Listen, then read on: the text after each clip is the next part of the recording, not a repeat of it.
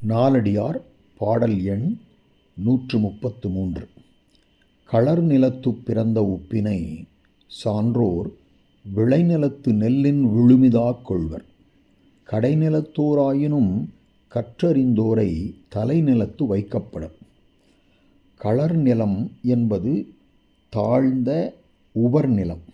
அந்த நிலத்தில்தான் உப்பு விளையும். அங்கு உண்டான உப்பினை சான்றோர்கள் விளைநிலத்து நெல்லின் நல்ல தானியங்கள் விளைகின்ற நிலத்திலே உண்டாகின்ற நெல்லை காட்டிலும் விழுமிது ஆக்கொள்வர் என்றால் உயர்ந்த பொருளாக கொள்வர். இந்த வயலிலே விளைகின்ற நெல்லில் உருவாக்கப்படுகின்ற உணவு உப்பில்லாத பொழுது சப்பென்று போய்விடும். உப்பில்லா பண்டம் குப்பையிலே என்பது பழமொழி. ஆக இந்த நிலம், அதாவது தாழ்ந்த உவர் நிலத்தில் உண்டான உப்பு நல்ல தானியங்கள் விளைகின்ற நிலத்திலே உண்டான நெல்லை காட்டிலும் உயர்ந்த பொருளாக கருதப்படுகிறது.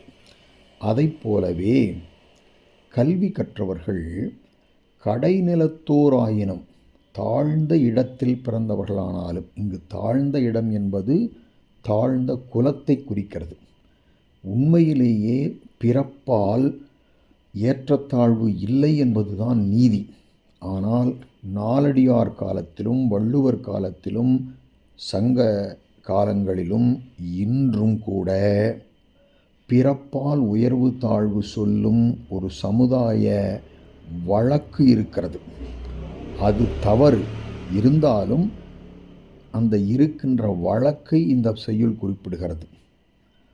தாழ்ந்த இடிகுலத்தில் தோன்றியவர்கள் ஆனாலும் கற்றறிந்தோரை, நூல்களை கற்று அவற்றின் உட்பொருள்களை உணர்ந்தவர்களை தலைநிலத்து, அதாவது மேலான இடத்தில், உயர்ந்த இடத்தில் வைக்கப்படும் என்றால் வைத்து கௌரவிக்க வேண்டும் என்பது பொருள். உவர்நிலத்திலே உண்டான உப்பை அதன் சுவை குறித்து மேலோர் நல்ல நிலத்தில் விளைந்த நெல்லை காட்டிலும் உயர்ந்த பொருளாக கொள்வர். அதை போலவே நூல்களை கற்று அவற்றின் பொருள்களை உணர்ந்தவர்கள் தாழ்ந்த குலத்தில் பிறந்தவர்களாய் இருந்தாலும் அவர்களை மேலான இடத்தில் வைத்து கௌரவிக்க வேண்டும் என்பது இந்த நாலடியார் பாடலின் கருத்து. இதே கருத்தை வலியுறுத்தும் பல தமிழ் இலக்கிய பாடல்கள் உண்டு. எக்குடி பிறப்பினும் யாவரேயாயினும் அக்குடியில் கற்றோரை மேல்வருக என்பர் வெற்றி வேட்கை. வேற்றுமை தெரிந்த நாட்பால் உள்ளும் கீழ்ப்பால் ஒருவன் கற்பின் மேற்பால் ஒருவனும் அவன்கட்படுமே புறநானூறு. மேற்பிறந்தார் ஆயினும் கல்லாதார் கீழ்ப்பிறந்தும் கற்றார் அனைத்திலர் பாடு திருக்குறள். இங்கு உப்பினை என்பதில் இன் என்பது ஒரு சாரியை, விளைநிலம் என்பது வினைத்தொகை, நெல்லின் என்பதில் இன் என்னும் ஐந்தாம் வேற்றுமை உருபு ஒப்பு பொருளில் வந்துள்ளது. விழுமிது, விழுமம் என்னும் உரிச்சொல் அடியாகப் பிறந்த ஒன்றன்பால் குறிப்பு வினையாளனையும் பெயர். சரி, அடுத்தது வைக்கப்படும் என்பது ஐம்பால் மூவிடங்களுக்கும் பொதுவான ஒரு வகை வியங்கோள் வினைமுற்று. திருக்குறள் 824 இதே வைக்கப்படும் போன்ற ஒரு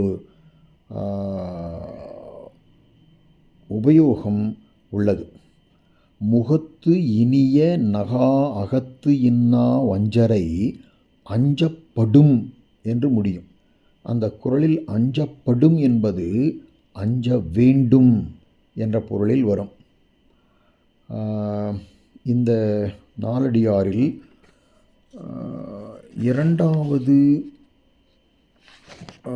மூன்றாவது நான்காவது அடியில் உள்ள எதுகை உயிர் எதுகை. அது என்ன உயிர் எதுகை? மூன்றாவது அடியின் முதல் சீர் கடை நிலத்தோர், நான்காவது அடியின் முதற்சீர் தலை நிலத்து. அப்போ எதுகை வந்திருக்கா அப்படின்னா வந்திருக்கு. அதுக்கு பேர் தான் உயிர் எதுகை. அதாவது டை லை என்பது இட்டு கூட்டல் ஐ டை, இல் கூட்டல் ஐ லை. அப்போது அதாவது இரண்டாம் எழுத்து ஒன்றவில்லை. எதுகையில் இரண்டாம் எழுத்து ஒன்ற வேண்டும். இங்கு ஒன்றவில்லை என்றாலும் அந்த மெய்யெழுத்தின் மேல் ஏறிய உயிர் ஒன்றி நிற்கிறது. அதனால் இதற்கு பெயர் உயிர் எதுகை என்று பெயர்.